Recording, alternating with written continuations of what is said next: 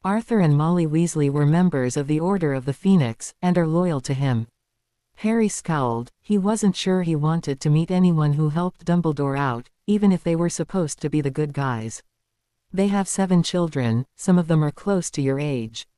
Albus has already mentioned wanting you to stay with them, or even live with them if Petunia had died. I'm guessing that he wants to lure you away from living with me by offering you playmates and a lot of fun. Severus was pleased to see rebellion on both their faces. This is not to say that you can't have fun while you're there, but you will need to be on your guard. Don't let them talk you into wanting to spend the night. I assure you you'll end up never leaving. If you do, they'll find a way to keep you. Harry looked alarmed at this, but Severus didn't care. It was better to have him on his guard. And, just like with Dobby, don't listen to any tales of me without asking me for my side of it. They nodded. Harry had told Dudley about Dobby's tale regarding Severus. Dudley really hated tattletales. I'm a strict teacher at school, and most of my students dislike me for it. I've told you to how easy it is to cause explosions while in my lab, and how easily you can injure yourselves. I don't allow any messing about at school, so you'll likely hear about me being their meanest teacher. Severus explained, causing Dudley and Harry to grin. Severus had told them exciting tales of explosions that caused everyone to turn pink, or babble out secrets. Of course he'd also told about fatalities and near misses. I also need you to say nothing of the reserve. Spinner's End is where Albus believes we are, and it needs to stay that way as long as possible. If Albus shows up at the party tomorrow, he'll likely know that you're friends with Draco and be even more anxious to introduce you to them. The animosity between the Malfoys and Weasleys approaches legendary proportions. Severus hoped they could keep all this straight. And, of course, you were not to mention Tom in any context. The boys nodded dutifully, but were looking a bit glassy-eyed with information overload. I'll be there, as well, although Albus will probably try to lead me off, or keep me too occupied to notice whatever they're up to. He chuckled and waved the boys off to bed, to their relief. He turned to Tom, who had been listening intently. I take it the Professor Dumbledore is still the same meddler he always was, then. Severus hesitated. I know from the conversations you've heard you likely believe we are against Albus. Lucius and I want the same thing Albus does, to defeat the Dark Lord, Voldemort.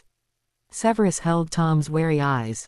Albus is going about it in a way we couldn't totally agree with, so we're working around him a bit, however much he would probably object to our methods. Lucius talked to Yvain about warding, and mentioned Voldemort. Tom threw down the gauntlet. Severus looked at Tom, hoping Yvain truly did have him in hand, and decided to go for broke. He started with what they knew of the Horcruxes, the 5 they were sure he had made, and the 6th that was interrupted, the war of purebloods versus muggleborns that Voldemort had waged with unparalleled viciousness.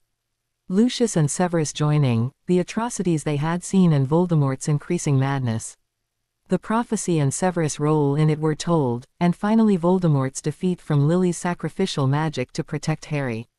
Tom listened in stony silence, his face paling and his eyes growing more tormented by the moment.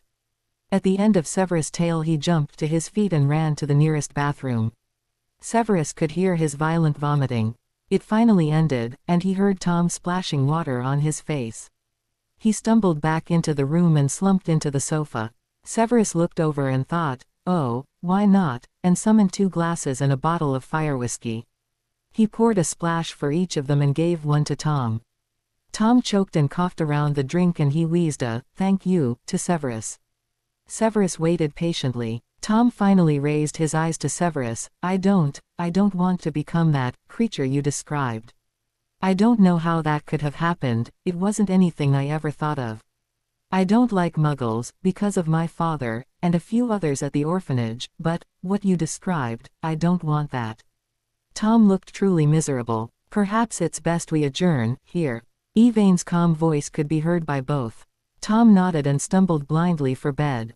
He knew Severus wasn't lying. Yvain would have told him.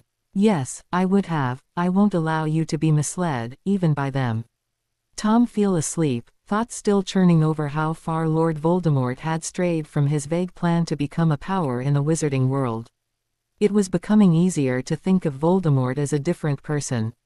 Lord Voldemort had still been just an idea he'd had,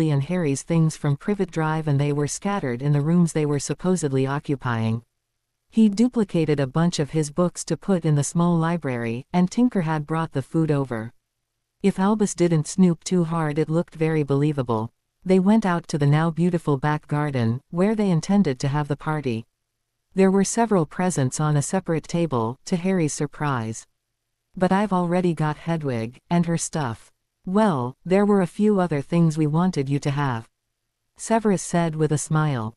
The trio had brought over some games to play, and they were soon roughhousing on the lawn when, sure enough, the flow sounded. Lucius and Severus smiled. Albus was right on time. Severus went to the flow, and opened it, and Albus walked out, brushing soot off an eye-searingly yellow robe with moons and stars sparkling across it. "I hoped to wish Harry a happy birthday, Severus." The old sorcerer proffered a present.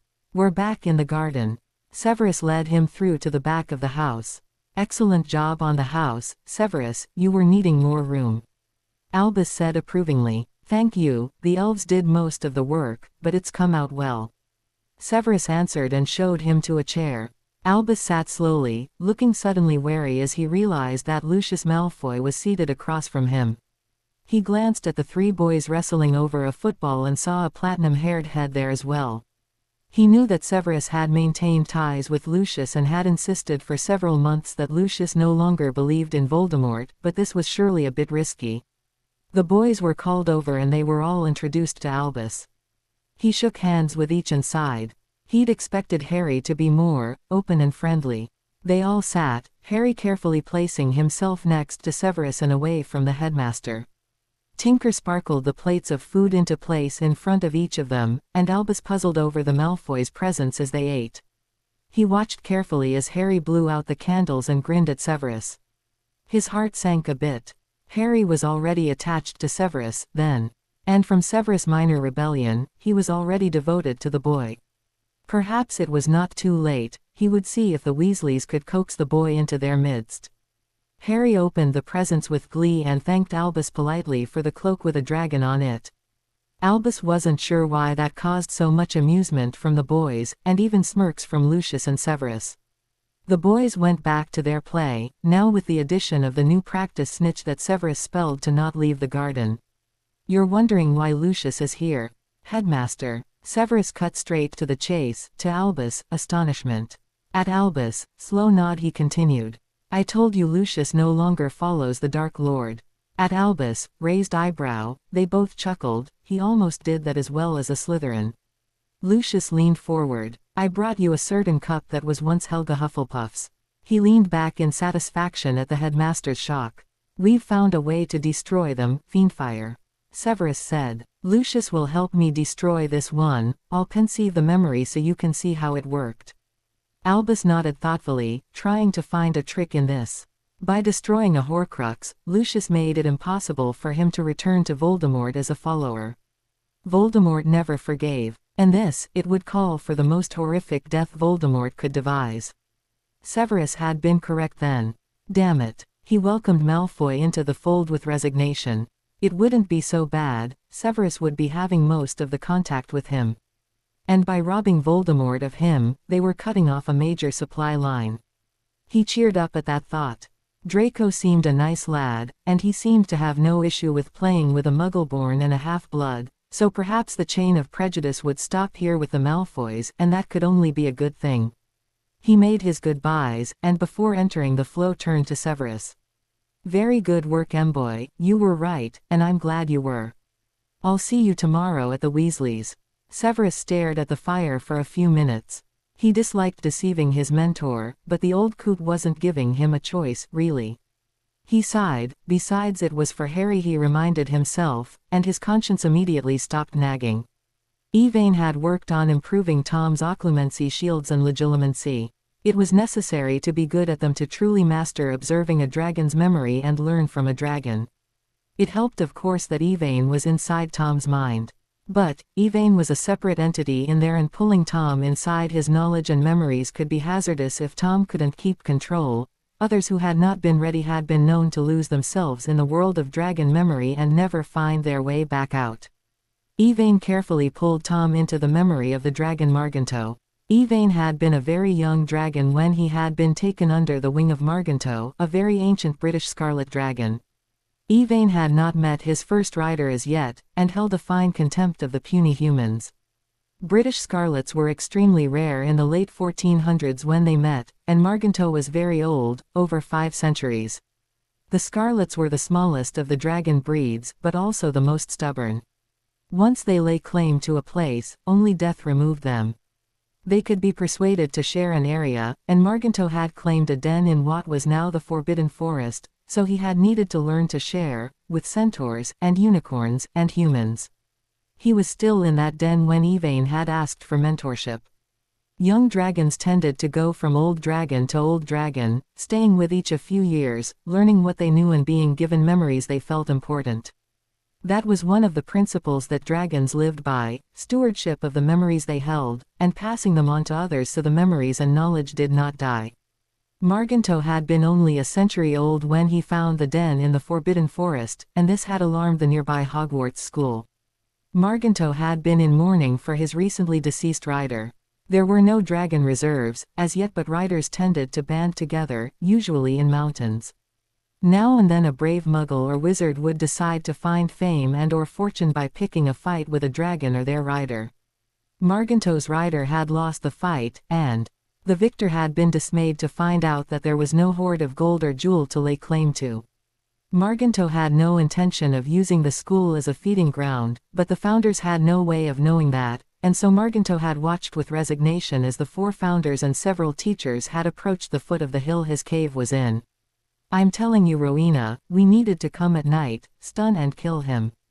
Godric whispered furiously. There is no need to kill him. Helga said patiently, I have a cousin who is a dragon rider, he says they are very intelligent, and you can make bargains with them. Having a dragon nearby would be helpful in keeping the muggles back. Unless some knight looking for fame decides to try and kill it. The other man said in a somewhat bored tone. Yes, Salazar, having him here could be a two-edged sword. Rowena answered. But, I have heard that old dragons have a great deal of knowledge and are wise, we should try to make a peace with him. Rowena nodded at Helga, who nodded back just as emphatically. Godric looked disgruntled that he had been outvoted, and Salazar looked smug at that. The 4 came through the dense bushes to find themselves much too close to Marganto. They all paled and Godric groped for his sword. Marganto allowed himself a mental chuckle they could all hear.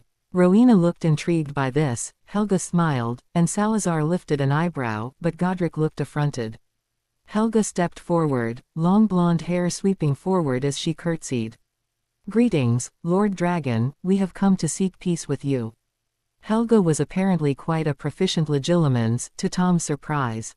"Greetings, young witch, I have no wish to make war on you, or eat any of the humans at your castle." Marganto responded agreeably. Helga and he worked out an agreement for him to stay away from castle, and they would ensure that no one from the school bothered him.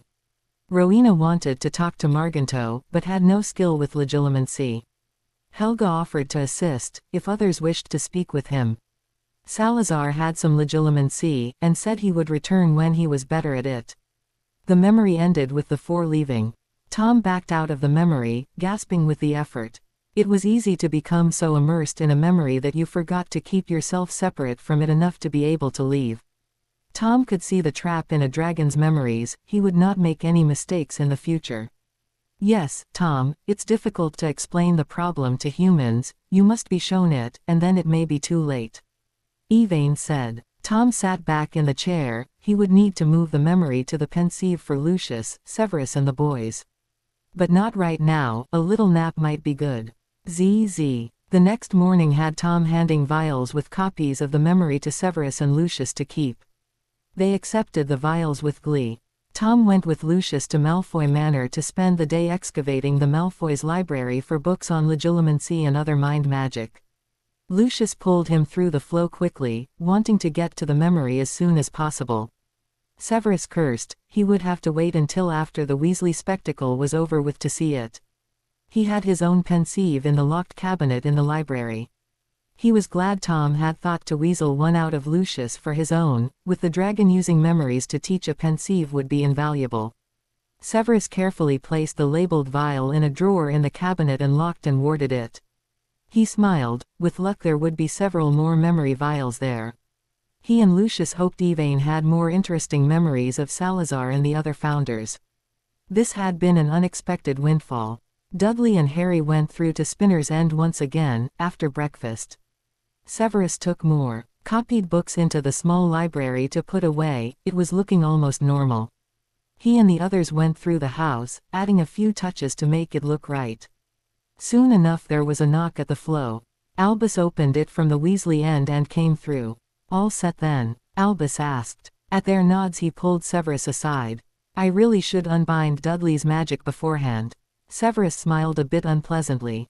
"Oh, don't worry, Lucius and I already undid it." He watched Albus, eyes widen with shock. The news that they had undone a spell of Albus Dumbledore's unaided was likely an unwelcome surprise. Albus recovered with aplomb and nodded. They went through the flow to be met by the Weasleys. Severus braced himself for an onslaught. Arthur greeted them well, with a "welcome to the burrow." Molly of course embraced the pair of boys as if they were only 2 years old instead of 10, and drew them into the kitchen where the Weasley brood was still eating. Dudley and Harry declined further food. Dudley certainly didn't need feeding up and Harry was now at a good weight, with all the nutrient potions.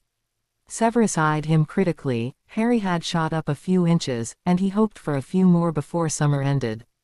Arthur introduced the 6 boys and 1 girl to Dudley and Harry.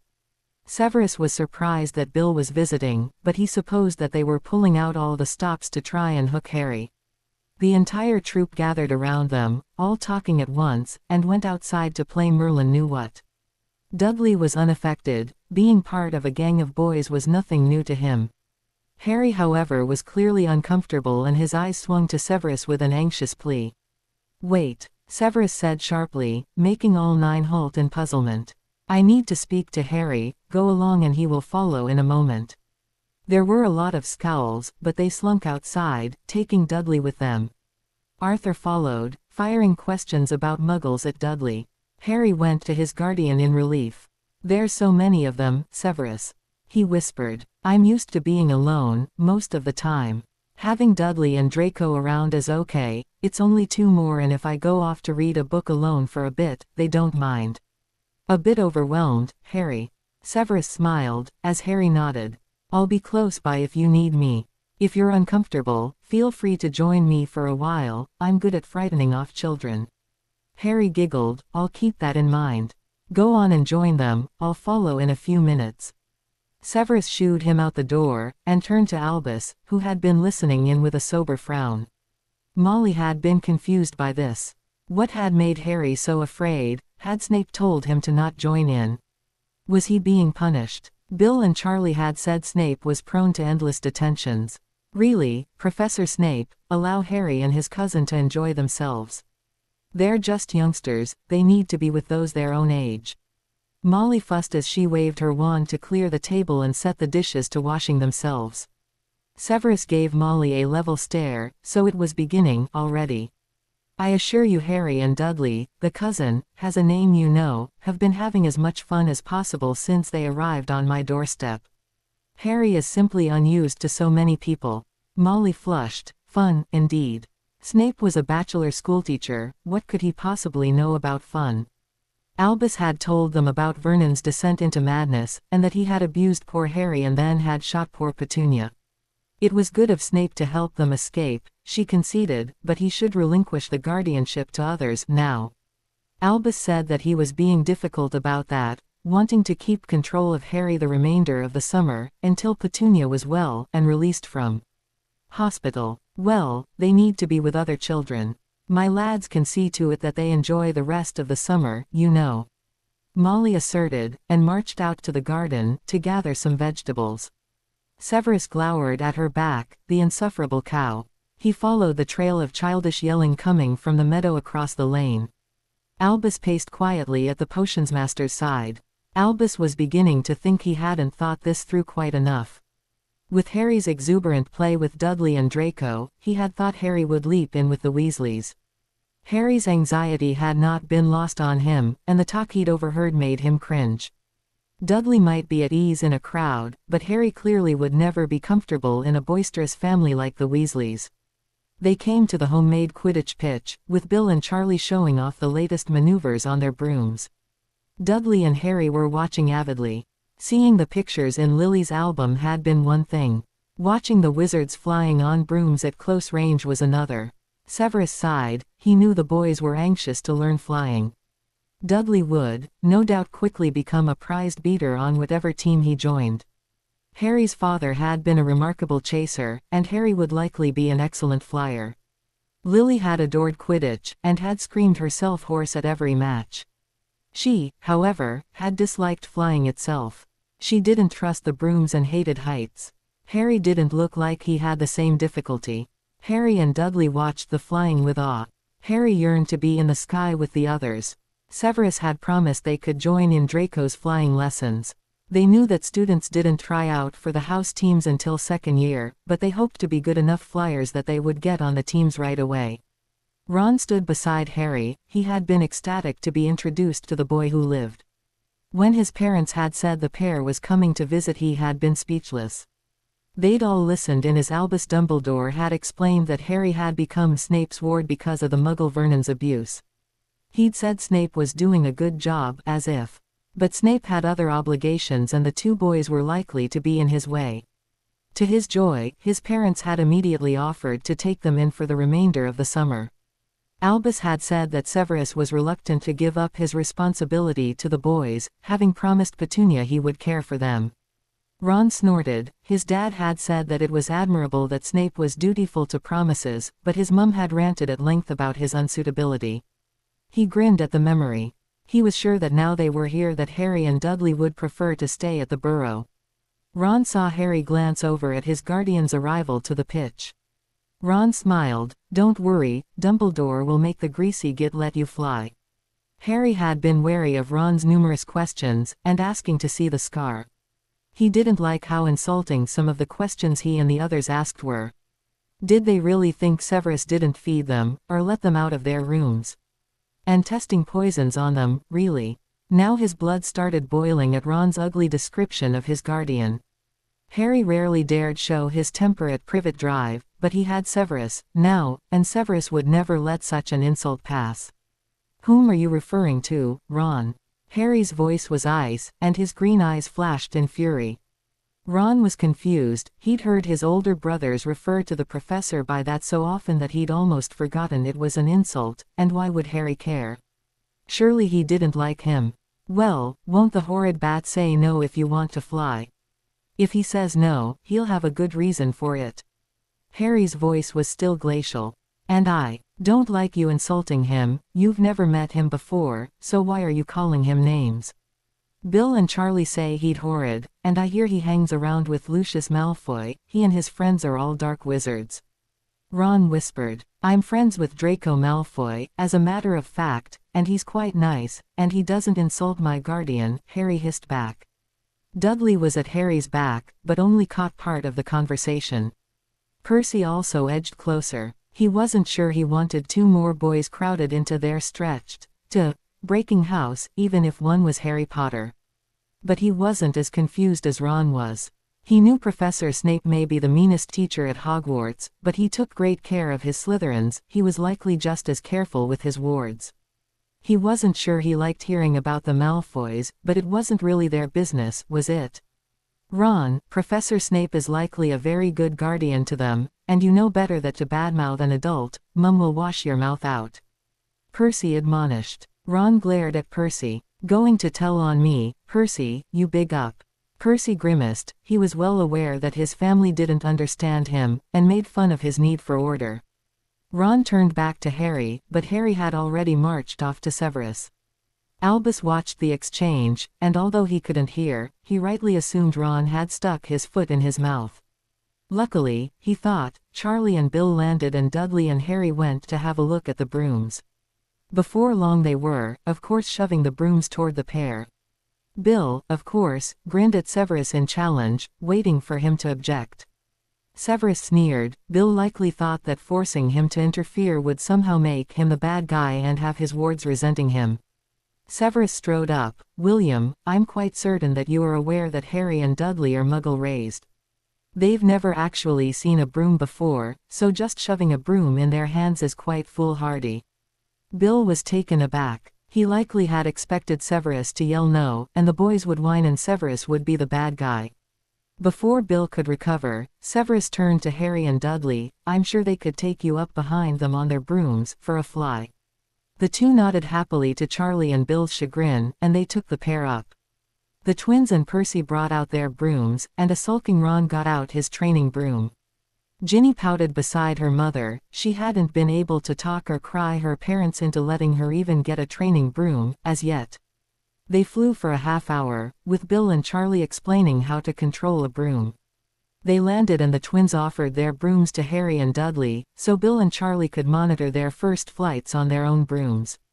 Severus smirked. His chance had come. He stepped over to the twins, herding them away from the crowd watching Dudley and Harry try the brooms. Fred and George, isn't it? Severus asked as pleasantly as he could. They nodded warily. I want to thank you for letting Dudley and Harry use your brooms, it was quite kind. He listened to their mutters of, no problem. You are starting Hogwarts this year, are you not? I wonder if you will be in Gryffindor. Of course we will be, our parents, brothers, most of the family, all Gryffindor. Fred answered, or perhaps it was George. Oh, well, likely they all asked to be, wanting to hold with tradition, but I've heard you're unconventional. You can argue with the Sorting Hat, tell it where you want to be. Of course you might not get your way. I'm sure that the thought of having to be in your brother's shadows all the time must be wearing. He saw he had caught their total attention with this. And having to be in Gryffindor with Percy, your brother. Likely to someday be a prefect and sending word of your every infraction to your parents, well. He watched their faces cloud with distaste, and smiled with satisfaction. Naturally, if you became Slytherins, your parents, and scores of relatives would be absolutely shocked. He noticed they looked intrigued at the thought of that.